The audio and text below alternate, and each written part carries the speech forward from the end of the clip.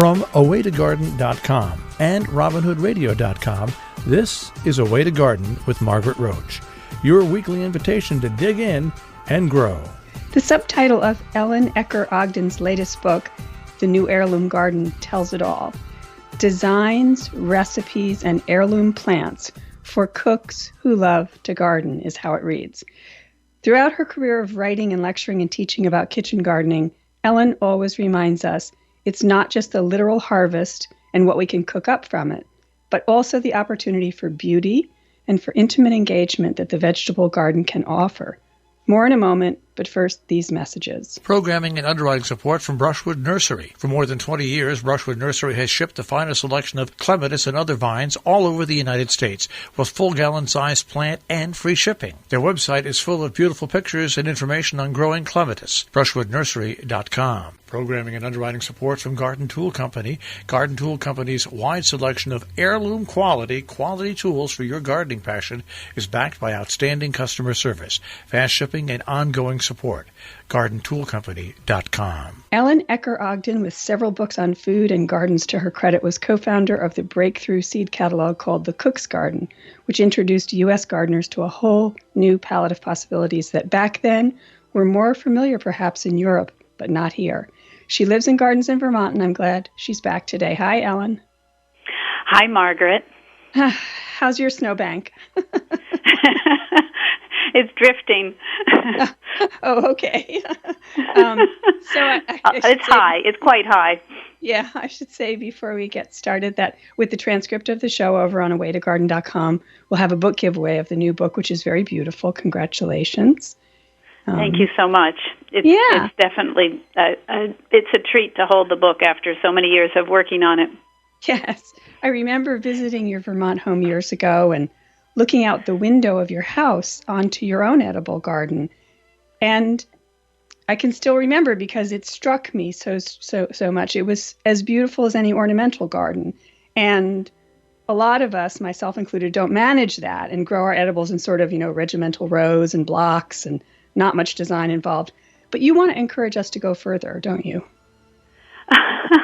Well, it's true, and I guess I hadn't realized how different I garden than some other people, but I have a small plot. It's less than a quarter acre, and so pretty much every inch of it was planned with what I call my 5-year plan, and that included the parterre garden to the south of the house, and it's right up snug to the house, so I can get into it very easily and look at it from the upstairs windows. Yes, and so it's a parterre. It's a 4-square. Is that what we call that? Yes. Yeah. It's a European style, very classic design with really it's small. It's quite small, but I managed to grow quite a lot in that small space. Yeah. So the word heirloom in the title of the new book, The New Heirloom Garden, it's a word that has many definitions and interpretations, but I think by that, in this case, you're not really defining a particular time period in history as much as sort of what you say. You write that these are varieties, the ones that you showcase in the book and the various garden designs that you have plans for. You say there are varieties that are not associated with large-scale commercial agriculture. Yes? Right.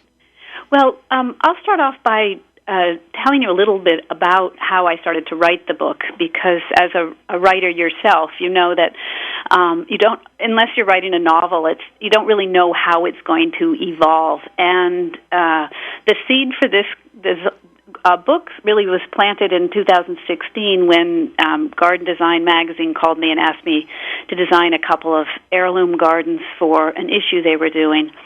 And at the time, I kind of knew what an heirloom was, but I really wasn't sure. So I called Amy Goldman, who had just done a beautiful book called Heirloom Harvest, and I asked her. And then it kind of took off from there. I suddenly became quite fascinated by heirlooms and what is an heirloom and what is the difference between an heirloom and an open pollinated. And it just kind of snowballed a little bit and became a book proposal and eventually a book. But it started from my not really right. knowing myself what heirloom is. Right. And so for people who don't know, even less than we knew back then when that phone call came, all heirlooms are open pollinated. They have to be that. They're not hybrids. Yes. Yeah. But people disagree on what the number of years they've had to be, existing for and so forth. And so we don't have to go into that, but just so that it's not heirloom or open pollinated, all heirlooms, whatever age they are open pollinated. Are open pollinated, right? And that's what Amy explained to me. And she used the date roughly 1950 before hybrids were introduced to gardeners and garden catalogs. But I actually went to the dictionary, the Merriam Dictionary, and the definition says heir, which means inheritance, and loom, which means tool. So it was a way to pass along something valuable without a money exchange or paperwork. And so I thought that was a wonderful definition of heirloom. Right. And in the new book, I think very smartly, you have these kind of pages every so often that are like interviews with seed people who are seed savers and collectors and so forth, who are involved in this work, and they're obviously alive today since you interviewed them, and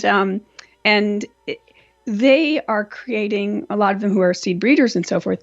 They're creating modern heirlooms of the future. So in other words, the timing doesn't, the age doesn't matter, except in the classical definition, like Amy Goldman shared with you. There's also going to be heirlooms, 100 years from now or 50 years from now, some that are being developed right now, open pollinated varieties, by some of the people you interviewed in the book. So yes, that's right. I like to say grow something new that is old, but we're not talking about old seeds. We're just talking about a new way of really embracing some of these older vintage varieties, heritage varieties. And actually, the interviews in the book were my favorite part, because I came up with all the designs and I came up with all the recipes, but I realized there were some missing pieces there because I was still learning. I've been gardening for 30 years, and I still feel like I can learn something new every day, and feel so humble that there's so much to learn. And so I interviewed people like Will Bonsall, who has the Scatter Seed Project, and his message about seed saving was about diversity. And Roz Creasy, who, we all know her as the pioneer of edible landscape design, and she said flavor is the most important thing. And so I found that there were so many different perspectives on an heirloom garden, and mine was just, it was mostly kind of like Roz's. I garden for flavor and for fragrance, but also because I love the idea of being able to save my seeds and pass them along to other gardeners. Right. And there's, I think, 12 themed gardens in the book. You offer designs to scale with plant lists that are coded to go in each part of the grid and so forth. And they're very different. And one of them is, in fact, themed as a seed saver's garden. I believe. So that could be a focus, a theme, whatever your design is, whether someone decides to use the one in your book, or you can also establish a theme for the garden to come. There's one, I think, one about Italian vegetables, and all kinds of wonderful themes, vegetables that have richness of color. So tell us about a couple, just kind of the range of design ideas. Yeah, well, I hesitated putting designs in here because I kind of want to use it like people to use it like a recipe book, and that it's just a way to inspire ideas, and hopefully gardeners will look at it and really spring off into their own creative way of how they're going to design a garden that fits into their landscape. But some of the designs, some of my favorite, for instance, is the Ark of Taste garden, which is based on the slow food endangered list of plants, varieties that are may be lost if we don't start preserving them. And then the new American Heirloom Garden, which is based on Thomas Jefferson's garden and what would he do. And I was able to interview Peter Hatch, and he gave me this wonderful historical perspective on whether he thought Thomas Jefferson would appreciate what he would think of GMO seeds, for instance. And it was just really fun. So I think a lot of the theme gardens were really inspired by just getting to interview gardeners from all over the country and Right. getting their ideas. Well, and you must have had fun kind of dreaming because, visualizing, and this is the time of year that we're at right now, we're in February and in the Northeast, especially where both of us live, but in a lot of the country, it's still not time yet. And so there's a lot of conceiving and dreaming and imagining. And so what I took away from it, because I have the same raised bed grid, out in my yard for edibles that I've had, I don't know, for 30-something years since I got here. So it is what it is. I'm probably not going to, at this stage, redesign and exactly. But I looked at all the different garden designs in your book, and I thought, ooh, wait a minute. There's even elements here that could make my layout more beautiful as well as more productive. So I wanted to sort of talk about some, that we could take away whatever our design is that sort of elevate the aesthetic. A lot of the pictures had vertical elements, tripods and towers of vining things, and certain plants that you spec out on the edges of other things, which I just visually, I was thinking, ooh, that would look gorgeous next to my tomatoes or whatever. Do you know what I mean? Oh, I do, and that's so great because it's exactly what I want you to take away from the book, and which is why I started as an art major. I was an art history and fine arts major, and I've tried to translate that into my garden and my garden designs in both of my books. And so I really feel that starting with a design on paper and then figuring out how visually it's going to look interesting, because so many vegetables are ground huggers, and it's much nicer to be able to grow them up on a trellis. It adds drama and height to the garden as well as texture. I mean, the plants like the purple Triunfo de Violetto purple pole bean is just the most elegant plant that I grow in my garden, and I could see it in perennial gardens. I could see it, growing over the front porch. There are just so many ways to grow vegetables, and they don't have to be relegated to the vegetable garden. What are some of the things that we could, those of us who are a little more regimented and boring, that we could dress up sort of the edges? Because there's always some space, along the edges. And sometimes I'll put lettuce on the shady side in the summer, or parsley, or any other ideas. You use flowers also a lot more liberally. Yes, well, I think that was one of the hardest things to do in the book, because being from Vermont, we have a fairly limited growing season. So I wanted this book to be accessible to gardeners all over the United States. So I needed to figure out what could grow in the South, what could grow in the West, not just things that I knew well, but things that perhaps I'd like to try if I were growing in other places. So there's a wide range of plants. And again, mostly suggestions in the garden. But for instance, melons. I've never really been able to grow melons here, but the Moon and the Stars watermelon and the Jenny Lind cantaloupe are two that I've always wanted to try, and I must confess I try them every year, but they never quite fruit. But things like artichokes, I've learned I can grow, and I grow them every year. I start them in March and put them out in April, and I usually have gorgeous little buds in mid-July. And they're beautiful plants, really. I mean, they're structural, I guess I would say. Is that what I want to say? Structural plants? Yeah, I mean, they're really fun to watch if you don't pick them, which I often don't, because I like to just let them go to purple flower. And so, again, that's a wonderful example of putting an edible plant in your perennial border. Right. Something like peas. Peas are just the most beautiful. Peas and beans are my favorite plants, mostly because I love vines. I'm kind of obsessed by growing vines all over the place, and I love the way that some of the old heirloom varieties, like the Lincoln, will just grow so tall. There's one called telephone pole, which grows to be about 10 or 12 feet tall. And they're just really fun to grow. I guess what I mostly want to convey in the book is that growing food should be fun, and ways to turn work into play by designing a garden and then just mixing and matching colors and flowers and textures and fragrance, and of course putting a bench in the garden is very important because you need to take time to sit and observe and listen and taste and all of these things that really are the reason we garden, but sometimes we forget that gardening is all about opening the senses.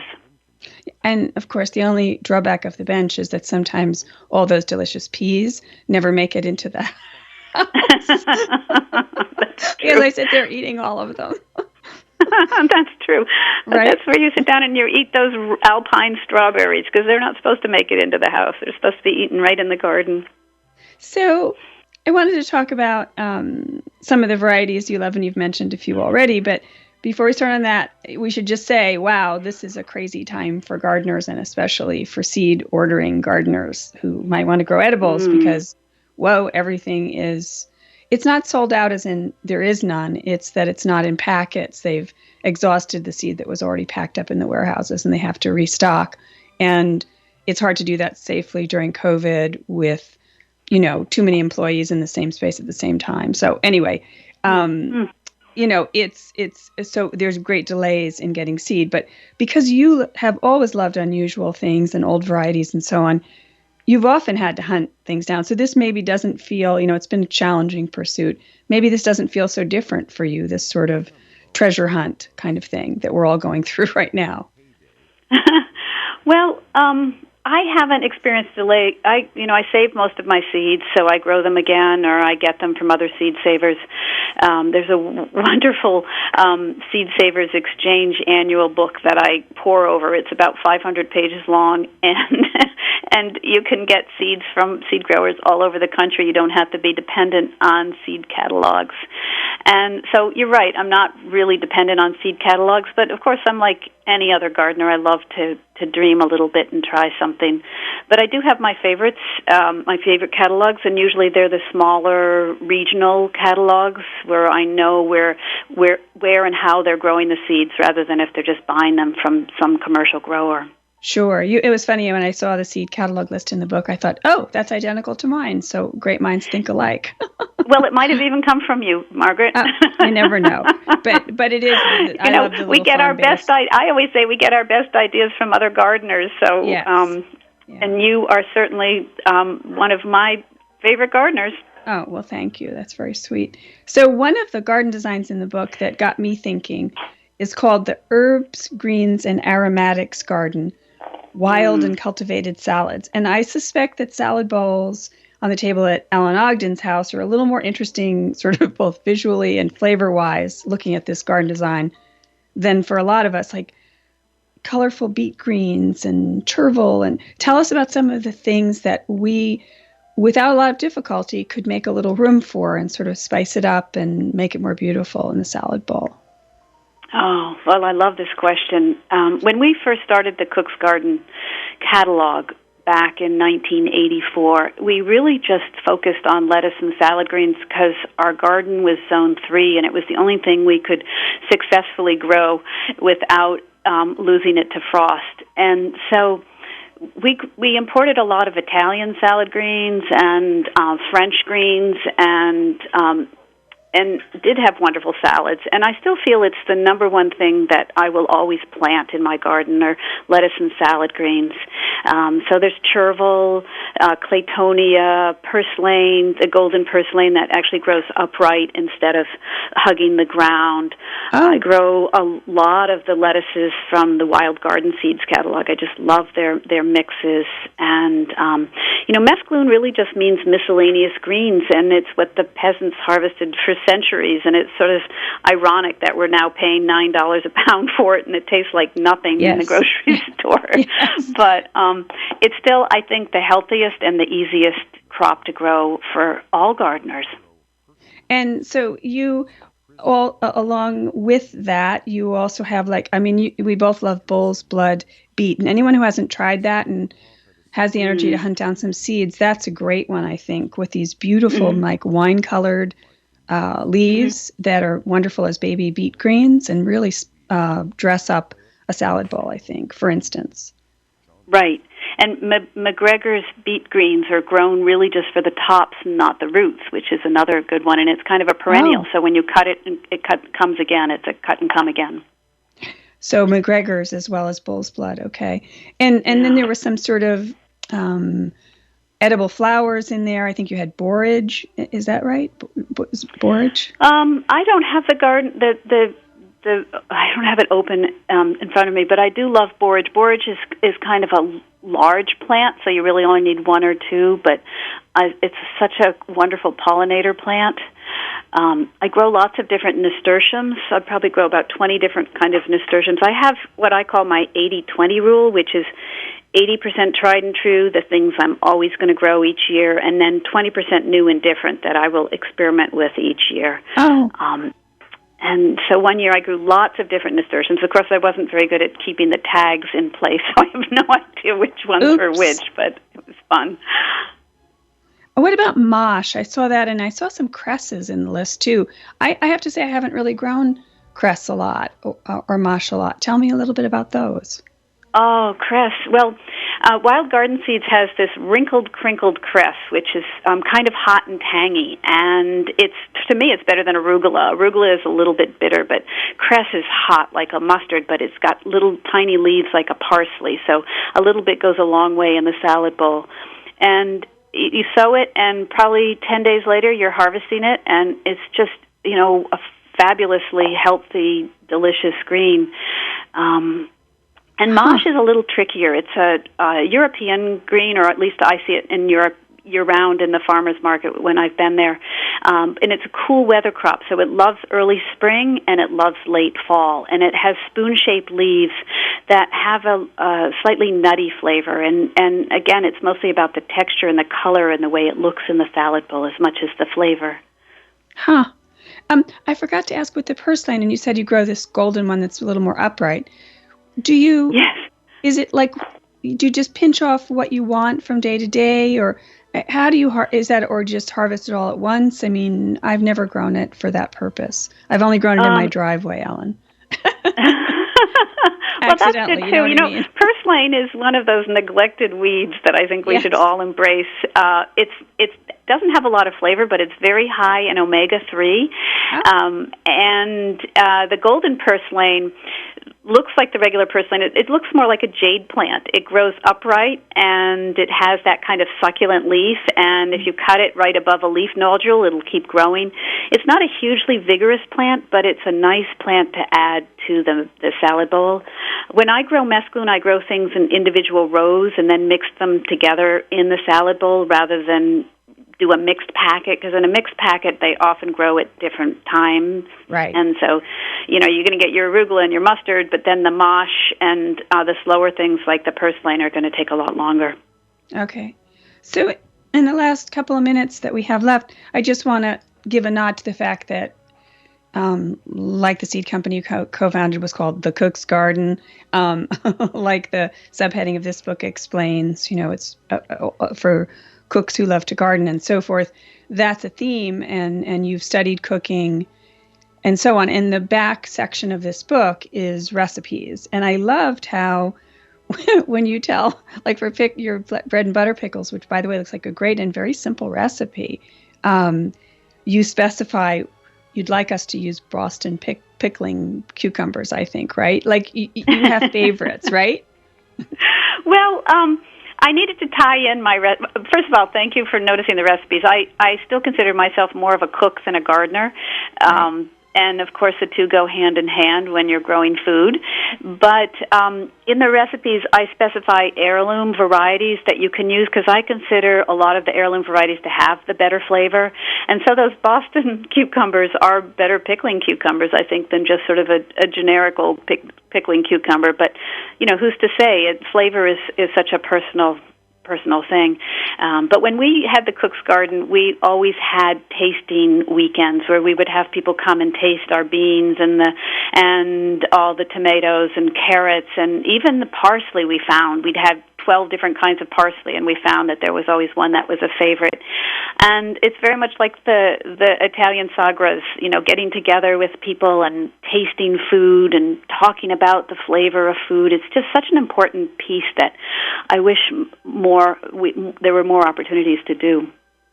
Well, I really am enjoying the new book, The New Heirloom Garden. Ellen Ecker Ogden, thank you so much for making time today. And as I said, we'll have a book giveaway with the transcript of the show on awaytogarden.com. And I hope I'll talk to you soon. And I know I'm going to be growing some different things this year if I can find the seeds. I'll send you seed, Margaret. Thank you so much. It's such a delight to talk to you. And I look forward to hearing more about your garden.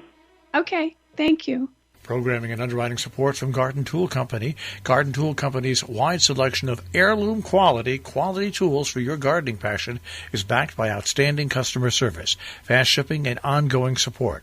GardenToolCompany.com. Programming and underwriting support from Brushwood Nursery. For more than 20 years, Brushwood Nursery has shipped the finest selection of clematis and other vines all over the United States, with full gallon-sized plant and free shipping. Their website is full of beautiful pictures and information on growing clematis. BrushwoodNursery.com. And thanks to all the rest of you for listening. Don't miss an episode. You can subscribe free to the podcast version of the show on Stitcher, iTunes, or Spotify. And you can find me anytime at awaytogarden.com or on Facebook and on Instagram as @awaytogarden. And happy seed shopping and gardening meantime. Away to Garden with Margaret Roach is a joint production of awaytogarden.com and the smallest NPR station in the nation, Robin Hood Radio.